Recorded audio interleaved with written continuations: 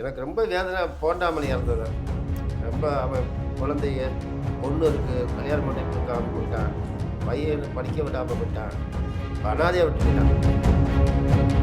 நெல்லை சிவா அந்த முட்டா பையன் என்ன பண்ணிட்டான், இங்கே அவன் நேராக உடம்பு சரியில்லாமல் பெட்ஷீட் போட்டுக்கிட்டு நேராக ஊருக்கு போய் அங்கே கிடந்துட்டான். 49 டேக் 1 சொன்னோம்னா அவன் அது விட்டுட்டான் டைலாக்கா. அவன் எவ்வளோ பெரிய ஆர்டிஸ்டாலும் சரி முறைச்சாங்கன்னா பக்கத்துலேயே போய் அடிப்பேன். அப்போ வந்து அது எல்லாமே நான் ஒர்க்கு தெரிஞ்சவங்க, சினிமாவை பற்றி அந்த கேமரா பற்றி எல்லாம் தெரியும். இது வந்து சிப்பு என்ன பண்ணாலும் பண்ணிக்க.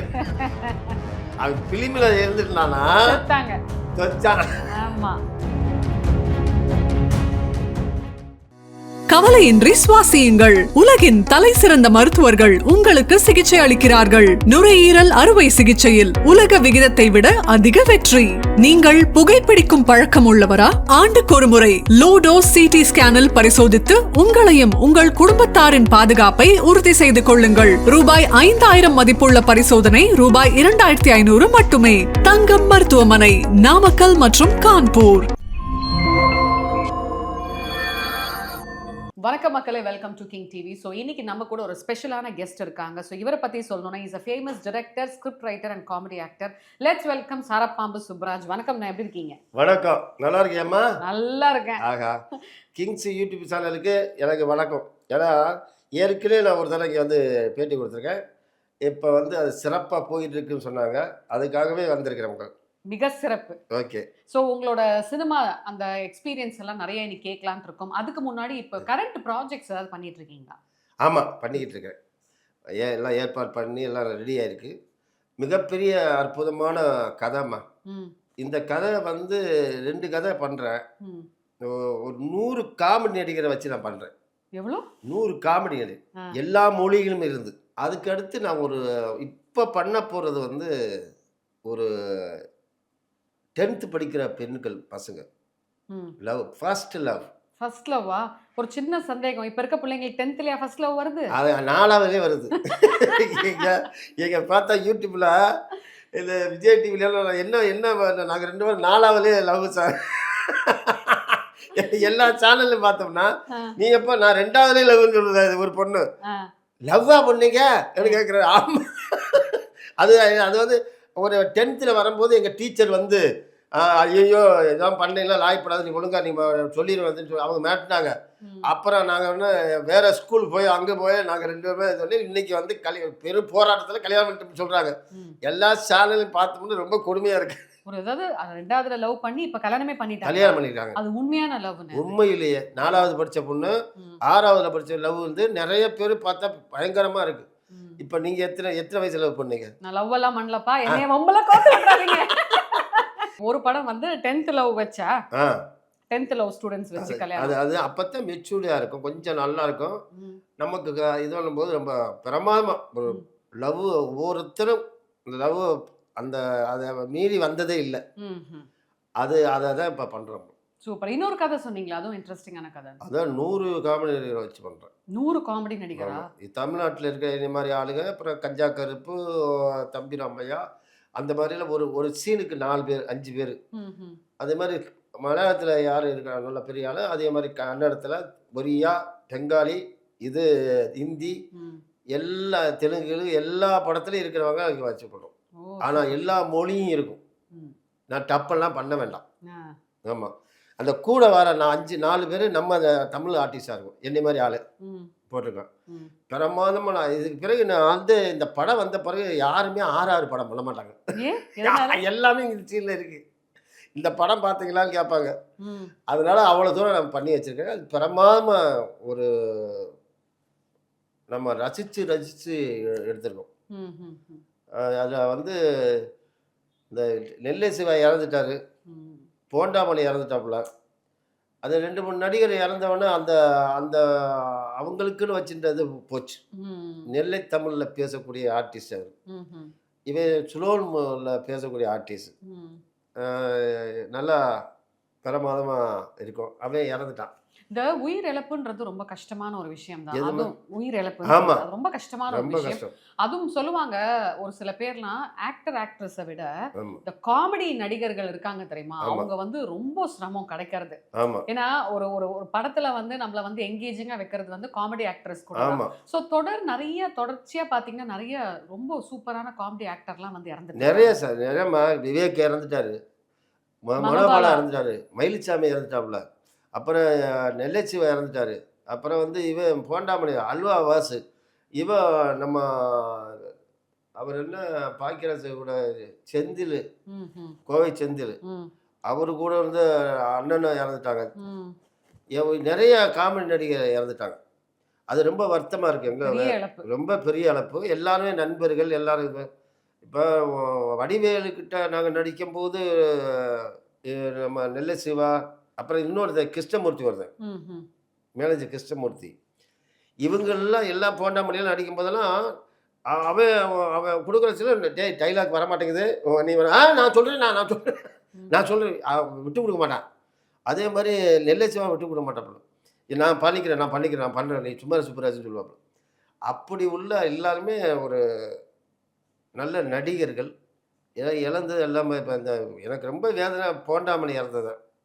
ரொம்ப அவன் குழந்தைங்க, பொண்ணு இருக்குது, கல்யாணம் பண்ணி கொடுக்காம போயிட்டான், பையனை படிக்க விடாமல் போயிட்டான், இப்போ அனாதையாக விட்டு போயிட்டான். ஆக்சுவலா ஒரு ஒரு சில பேரோட கருத்து தான் இது. அத நான் கேட்கலாமான்னு தெரியல. இந்த மாரி காமெடி ஆக்டர்ஸ் எல்லாம் வந்து ப்ராப்பரான சான்சஸ் இப்போ கிடைக்காம வந்து அந்த கவலையிலேயே இறந்துடுறாங்க அப்படின்றாங்க. இல்லை, இப்போ செத்தவன் பூராமே நல்லபடியாக இருந்தாலும் செத்தாங்க. ம்ஹ்ம்.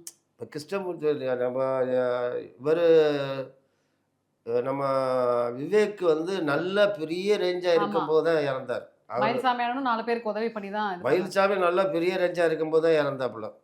கிருஷ்ணமூர்த்தி ஷூட்டிங் நடக்கும்போது தான் அங்கே கொடைக்கானலில் இறந்தாப்புல. ம். இப்போ இந்த கொரோனாவில் ஒரே ஒரு ஆள் இறந்தாப்புல, இது நம்ம நெல்லை சிவா. அந்த முட்டா போய் என்ன பண்ணிட்டான், இங்கே நேராக உடம்பு சரியில்லாமல் பெட்ஷீட் எடுத்து போட்டுக்கிட்டு ம். நேராக ஊருக்கு போய் அங்கே கிடந்துட்டான். இங்கே ஒரு டாக்டர் கால்னா பொழைச்சிருப்பாங்க. பொழச்சிருந்திருக்கலாம். அந்த மாதிரி இப்போ நமக்கு இப்போ போண்டாமணி வந்து ரொம்ப வேதனை. ம்ஹ்ம். கிட்னி ப்ராப்ளம் ஆகிப்போச்சு. ஆன பிறகு ஹாஸ்பிட்டல் போவான், போய் ஒரு 2 நாள் இருப்பான், இப்போ அந்த ட்ரிப்ஸ் எல்லாம் ஏற்றிக்கிட்டு நேராக போய் ஆள போயிடுவான். போகாதடான்னு சொன்னால் போயிட்டே இருந்தான், இறந்துட்டான். அல்வாவாசி சரக்கு அடித்து அவர் சொல்லி நான் போய் டெய்லி சொல்லுவேன், பண்ணாத இந்த கங்கையம்மன் கோயிலத்தில் முனையில் போய் சரக்கு அடிச்சா படுத்து கிடப்பான் அப்படி. ஸோ அதில் ரொம்ப இதில் லென்ஸ் ப்ராப்ளம், ஈரல் ப்ராப்ளம், அப்புறம் வந்து கல்லீரல் எல்லாமே போச்சு. ம்ஹ்ம். அப்போ தான் ஊருக்கு போன ஒய்ஃபு போய் அந்த சாவுக்கு போகலைன்னா ரொம்ப வேதனை நான்லாம். ம். ஏன்னா அந்த போகிறோம் சொல்லிட்டு வண்டி வைக்கிறேன், அதை வைக்கிறோம்னு சொல்லிட்டு இந்த மயிலுச்சாமி தான் கெடுத்து விட்டால, நான் போயிருப்பேன். ம். ரொம்ப வேதனை. அதை ரொம்ப பரிதாபப்படுற ஒரு ஆள், நல்ல மனுஷன். ஆக்சுவலா நீங்க வந்து இண்டஸ்ட்ரியில ரொம்ப வருஷமா இருக்கீங்க இல்லையா? ஆமா.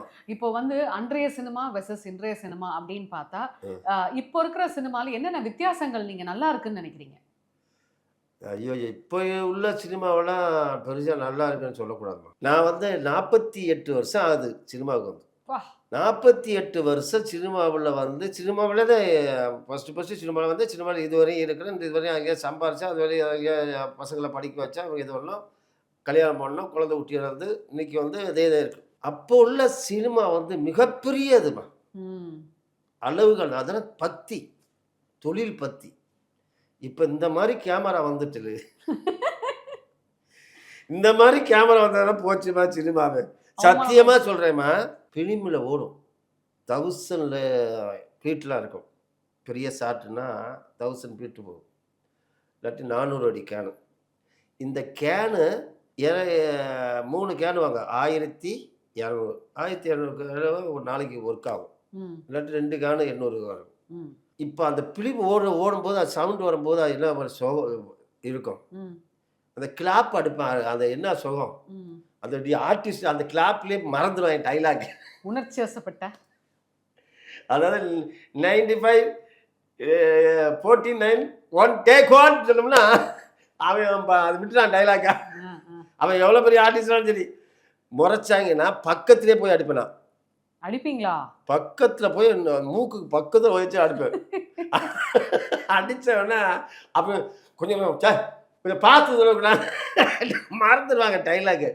அப்போ தான் சொல்லுவேன், நீ முறைச்சி அதனால தான் இந்த மாதிரி பண்ணேன்னு சொல்லுவேன். அந்த தலைவருக்கு வந்து நடிக்கும்போது இடிச்சப்புலி செல்வராஜ் ஆர்டிஸ்ட் இருக்கார்ல, ம். அவருக்கு அசோசியேட், அவருக்கு தலைவர் அசோசியேட். தலைவருக்கு அசிஸ்டன்ட். அவர் கிளாப் அடிச்சாலும் அவர் ஸ்டைலாக இருப்பார், மற்ற கையிலே இருப்பார். அதுதான் தலைவருக்கு அவர் படம் பூரா அசிஸ்டண்டாக இருப்பார், ஃபர்ஸ்ட் அசிஸ்டண்டாக இருப்பார். அந்த ஃபிலிம் ஓடி அந்த அந்த ஃபிலிம் இருக்காது, ம். சும்மாவே ஓடும், கிடுக்கிடுன்னு ஓடும். உப்புமா ஒரு சின்ன கம்பெனி இருக்கலாம், ஒரு பார்த்துக்கிட்டே இருப்பாங்க. நாம அதுக்குள்ள அவன் வச்சு நடிச்சிக்கிட்டு இருப்பான், தீவிரமாக நடப்பாங்க. இப்படியே நடிச்சு நடிக்கும்போது கடைசியில் பார்த்தா சரி கட்டு. அப்புறம் ஒரு நாள் 6 மணி எது சும்மாவே ஓடுமா. ஐயோ!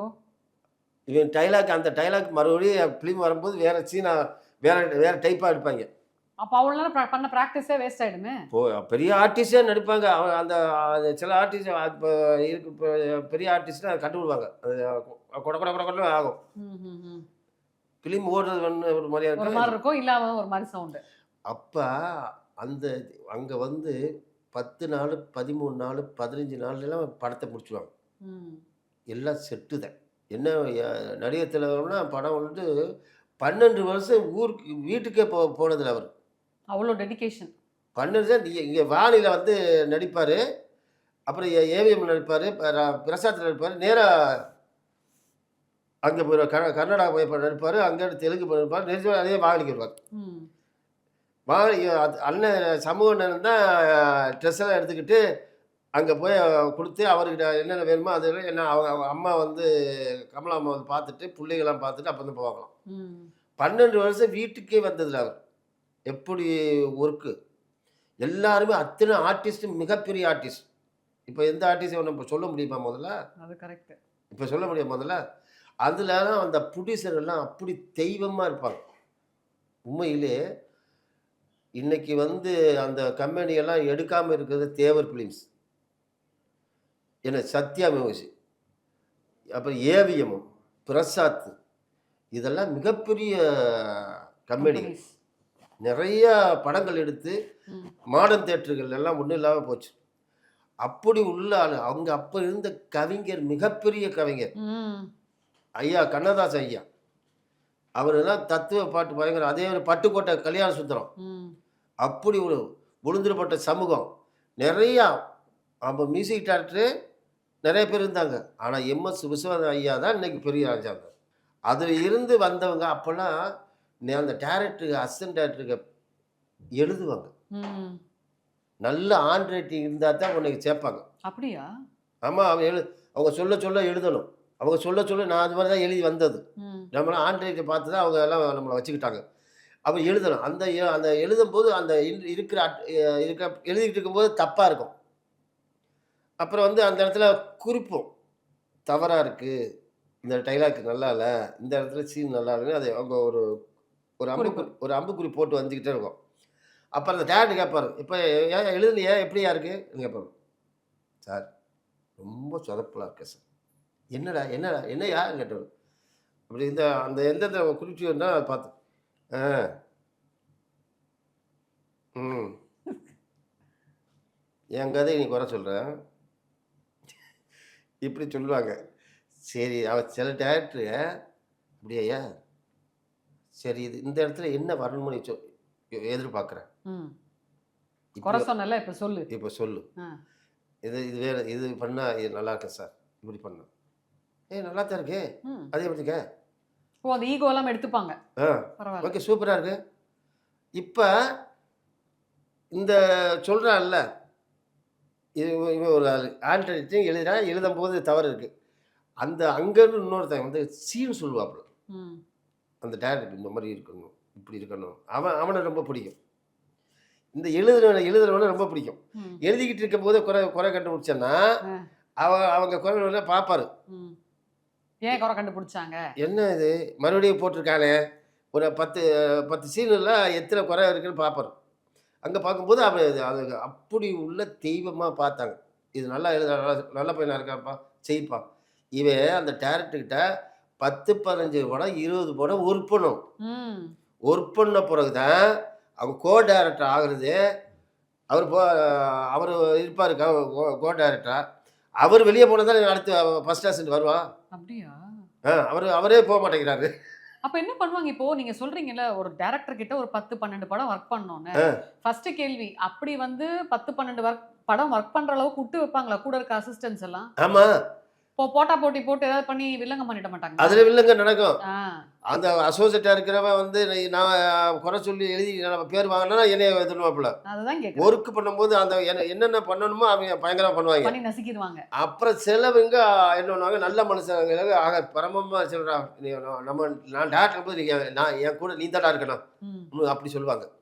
இப்ப அந்த வேதனை அப்ப அதுக்கு பிறகு அந்த டேரக்டர் போன பிறகு நம்ம வர முடியும். சிலவங்க ஒரு டேரக்டருக்கு போய் நீ நம்ம இந்த படங்கள்லாம் வெற்றி ஆகிட்டே இருந்துச்சுன்னா எவரோ ஒரு ப்ரொடியூசர் கூப்பிடுவாங்க, கதை வச்சிருக்கியா, டேரக்ட் பண்ணுறியா, நான் உனக்கு ப்ரொடியூசர் தரேன். இந்த 13 வருஷம் 14 வருஷம் கதையே பண்ணாமல் இருந்திருப்பான். நீங்கள் அந்த காலத்தில் இருக்க அத்தனை பேருமே நிறைய பேர் டேரக்டர் இல்லாமல் அசோசியேட் டேரக்டர் போயிருக்காங்க. ஆக்சுவலி இது ஒரு சின்ன சந்தேகம். இப்போ நீங்க சொல்றீங்கல்ல, இப்போ இவன் நல்லா தான் எக்ஸ்பீரியன்ஸ் ஆகி நல்லா ஒர்க் பண்ணா கூட அந்த அசோசியேட் போனாதான் இவர் அந்த இடத்துக்கு வர முடியும்.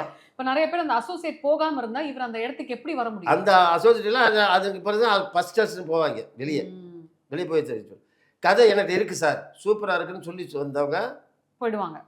லக் இருந்தா அந்த எஸ்கேப். இப்போ நீங்க வந்து அப்ப உள்ளது என்ன தெரியுமா, அது ஒரு ரைட்டர் தனியா இருப்பாங்க படத்துக்குன்னு ரைட்டரு இருப்பாங்க. கதை இல்லைன்னா அந்த ரைட்டர் கதை நம்ம வாய்க்கலாம். அப்படியா? இப்போ அதை AL Narayan writer, P Kumar writer, Kalaignar writer, இவர் கலைஞானம், நம்ம இவர் ஆர் செல்வராஜ், கலைமணி, இவங்கெல்லாம் ரைட்டரு. அது பாரதி ராஜாவுக்கு வெற்றி பெற்றது பூராமே கலைமணியும் ஆர் செல்வராஜன் தான்.